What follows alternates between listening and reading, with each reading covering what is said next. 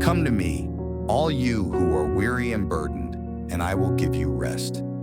Take my yoke upon you and learn from me, for I am gentle and humble in heart, and you will find rest for your souls. For my yoke is easy, and my burden is light.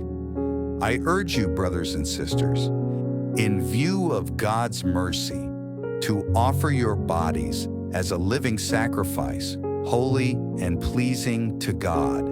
This is your true and proper worship.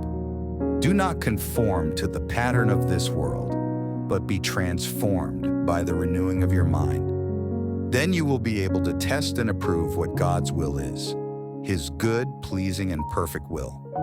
Therefore, as God's chosen people, holy and dearly loved, clothe yourselves with compassion, kindness, humility, gentleness, and patience.